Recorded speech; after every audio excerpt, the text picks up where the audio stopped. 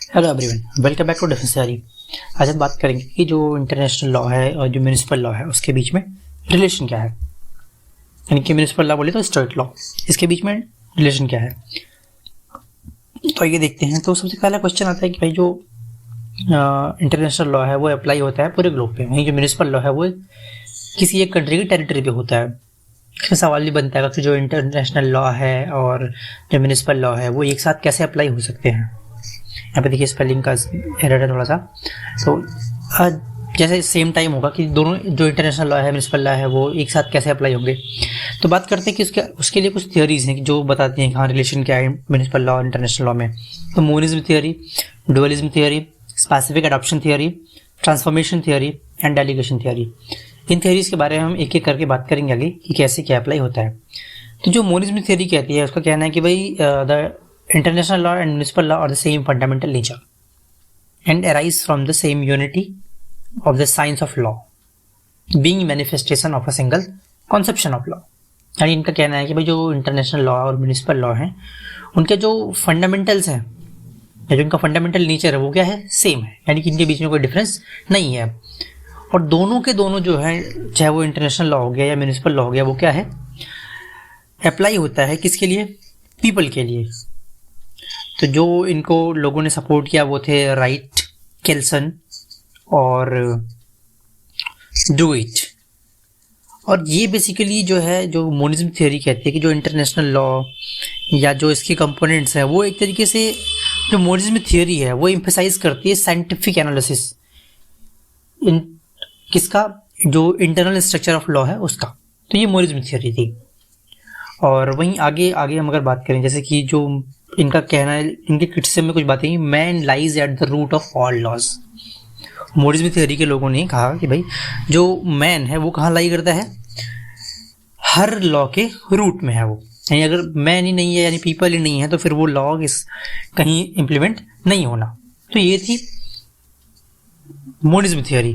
Monism theory के अगर हम बात करें, जैसे कुछ क्रिटिसिज्म की बात हुई इसमें, तो उनका कहना था कि भाई जो इसके थिंकर्स थे उन्होंने कहा कि ये बहुत डिफ़िकल्ट होगा डिसअप्रूव करना कि जो केल्सन, और उन्होंने कहा था, हाँ बेसिकली ये लाइन है कि man lies at the root of all laws, ये केल्सन ने कहा था।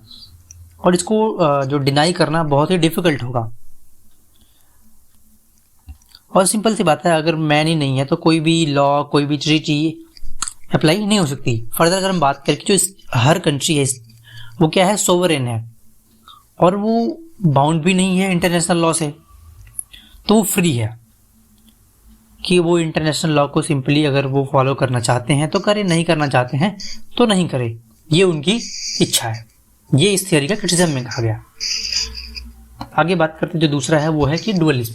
डुअलिज्म थियोरी कहती है कि जो दोनों के दोनों लॉज हैं, चाहे वो इंटरनेशनल लॉ हो या म्यूनिसिपल लॉ हो, ये दोनों अलग हैं, इनका इम्प्लीमेंटेशन का तरीका अलग है। और इनका जो सब्जेक्ट है, बेसिकली अगर बात करें तो सब्जेक्ट इंटरनेशनल लॉ का स्टेट होता है, वहीं जो सब्जेक्ट है म्यूनिसिपल लॉ का वो इंडिविजुअल होता है। तो इसके बारे में जो एक स्कॉलर हैं ट्रिपल करके, उन्होंने कहा कि भाई जो, जैसे ये तो बात कर ली हमने सब्जेक्ट की, अब अगर हम वही बात करें ओरिजिन की, तो ओरिजिन में जो इंटरनेशनल लॉ है उसका ओरिजिन के लिए बेसिकली सारी कंट्रीज जब किसी एक पॉइंट पे आके एग्री कर जाएं, यानी कि सारी कंट्रीज विलफुली करें, तो वो इंटरनेशनल लॉ बनता है। और जो स्टेट लॉ है वो किसी स्टेट की एक अपनी इच्छा होती है, अपनी विल होती है। तो ये डुअलिज्म थ्योरी कहती है कि भाई दोनों अलग अलग हैं। और अगर इसके क्रिटिसिज्म की बात करें तो it's not correct to contend that international law is binding only on states. यानी कि सिंपल सी बात है कि अगर हम इसके जो क्रिटिसिज्म में कहा गया है कि जो इंटरनेशनल लॉ है वो सिर्फ लोगों के लिए ही नहीं, सिर्फ स्टेट्स के लिए ही नहीं बल्कि लोगों के लिए भी है। और सिर्फ लोगों के लिए ही नहीं बल्कि जो नॉन स्टेट हैं, एक्टर्स हैं, उनके लिए भी, जो नॉन स्टेट एंटिटीज़ हैं उनके लिए भी है। और दूसरी चीज़ है क्या कि कहते हैं कि भाई state will at the source of state law is incorrect. यानी कि अगर हम जो स्टेट की विल है सिर्फ उसको ही as a source of municipal law लेते हैं तो वो क्या है, इनकरेक्ट है। और वहीं सेम चीज़ की जो कंट्रीज़ की विल, जो कॉमन विल ऑफ स्टेट्स है, उसको लेके चलते हैं इंटरनेशनल लॉ के लिए, तो वो भी गलत है। ये क्रिटिसिज्म में कहा गया इस पर्टिकुलर जो डुअलिज्म थियरी है। और अकॉर्डिंग टू एंजेलोती जो है, एंजेलोती के अकॉर्डिंग क्या है कि जो difference between fundamental principle of international law और स्टेट लॉ है वो है कि ये दोनों लॉज, यानी कि जैसे स्टेट लॉ है वो किसी अप्रोप्रिएट लेजिस्लेटिव अथॉरिटी के द्वारा दिया गया है तो उसको लोग फॉलो करते हैं, तभी वो इम्प्लीमेंट होता है।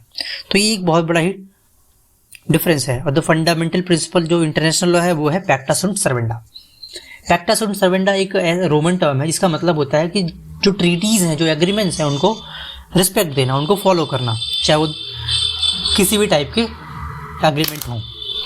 तो ये इसका एक तरीके से जो बेसिकली डुअलिज्म थ्योरी का क्रिटिसिज्म था। आगे अब बात करेंगे थोड़ा सा कि जो नेक्स्ट थ्योरी है वो है कि specific adoption theory. Specific adoption theory कहती है कि जो इंटरनेशनल लॉ है वो म्युनिसिपल लॉ के साथ तब तक इम्प्लीमेंट नहीं हो जा सकता जब तक कि उसको अडॉप्ट करने के लिए कुछ अरेंजमेंट नहीं किए जाते हैं।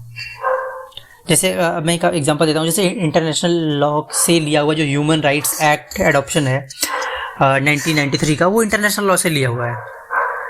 तो ये स्पेसिफिक एडॉप्शन थियरी ही उस सोर्स से लिया गया है कि भाई इंटरनेशनल लॉ जो है वो एक म्युनिसिपल लॉ के साथ वर्क कर रहा है। कब? जब उसको अडॉप्ट किया गया तब।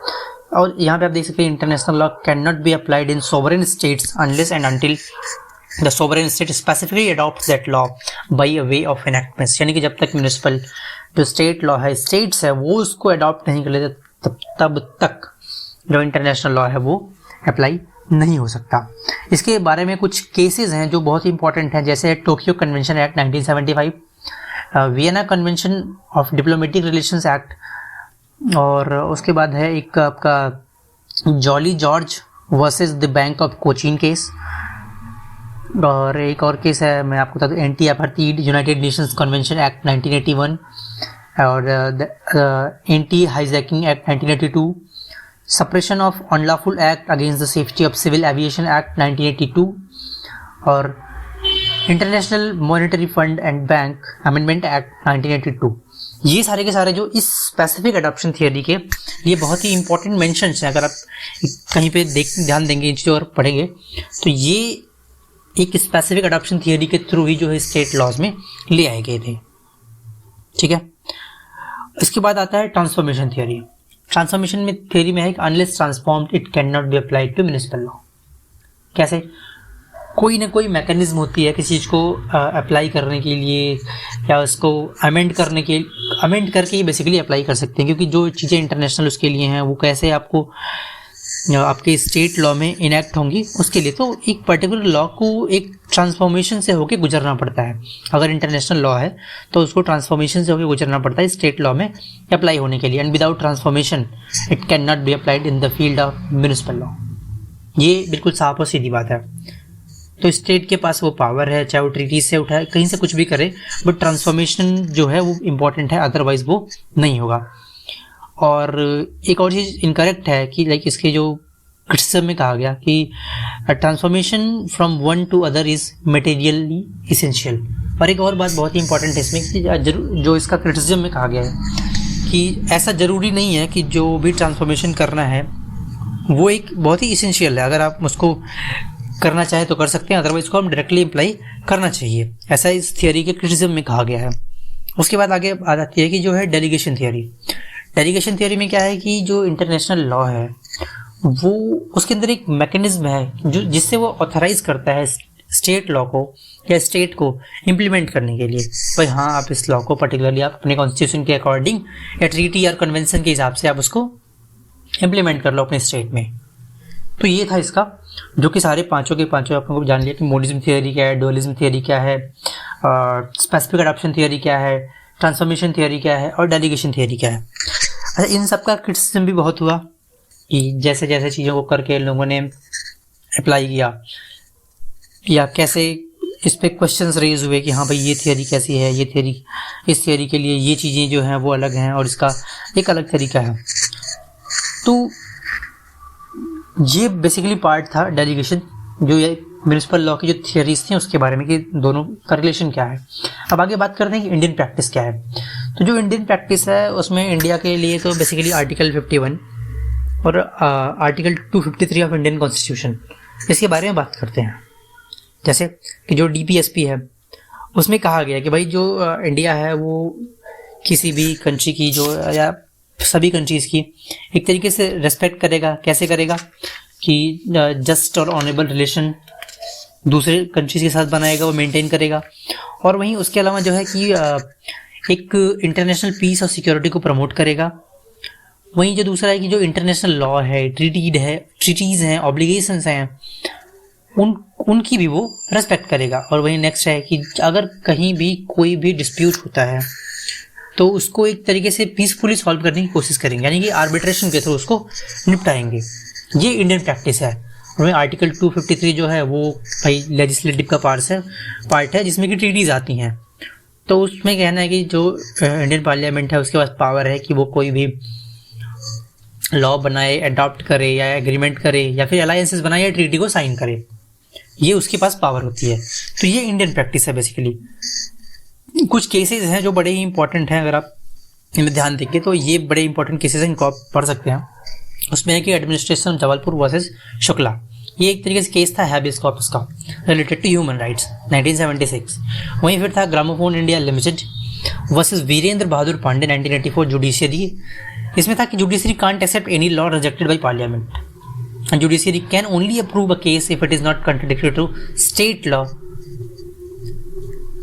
अब इंपॉर्टेंट यहाँ पे दिखा रहे हैं कि म्यूनिसिपल लॉ इज सुप्रीम, यानी कि जुडिशियरी जो है कोई भी ऐसा लॉ एक्सेप्ट नहीं कर सकती जो पार्लियामेंट ने मना कर दिया हो। तो वो सिर्फ उन्हीं लॉज को अप्रूव करेगी जो कि स्टेट लॉ के कंट्राडिक्शन में नहीं होंगे। तो इसका मतलब सिंपल हुआ कि जो म्यूनिसिपल लॉ है वो क्या है, सुप्रीम होता है। वहीं Vishakha versus state of Rajasthan 1997, ये जो सारे केसेस में काउंटर हो रहे हैं ये सारे इंटरनेशनल लॉ से स्टेट लॉ में आए हुए हैं। इसमें क्या है कि ऑल इंटरनेशनल लॉ और treaties should be respected.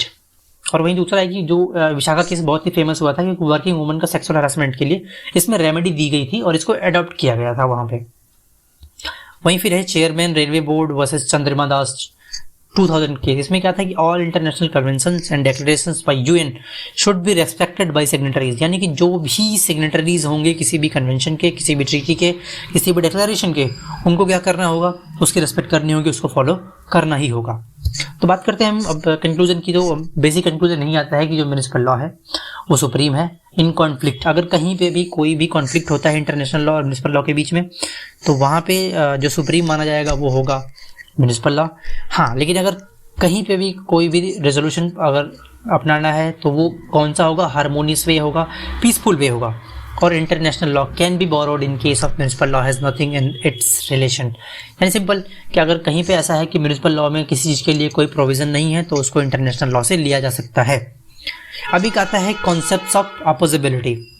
Concepts of अपोजिबिलिटी ये है कि अगर क्या होगा अगर कोई कंट्री ए जो है स्टेट बी को, यानी स्टेट ए स्टेट बी को इंटरनेशनल कोर्ट ऑफ जस्टिस में किसी पर्टिकुलर चीज़ के लिए लेकर जाता है और बी उसको अपनी यहाँ के जो उसका म्युनिसिपल लॉ है उसके हिसाब से अपने आप को डिफेंड करता है, तो क्या ये पॉसिबल है? ये पॉसिबल तभी है जब म्युनिसिपल लॉ जो है यानी स्टेट लॉ जो है वो इंटरनेशनल लॉ को ओवर पावर नहीं करता है, ओवर रूल नहीं करता है। तो ये बेसिक था कंक्लूजन पूरा का पूरा इस जो relation between municipal law and international law है। आगे भी हम इसके और भी अदर पार्ट्स हैं, पूरी सीरीज चलेगी इंटरनेशनल लॉ की, ये तो इसके लिए आप बने रहिए हमारे साथ। चैनल को सब्सक्राइब करिए। जय हिंद।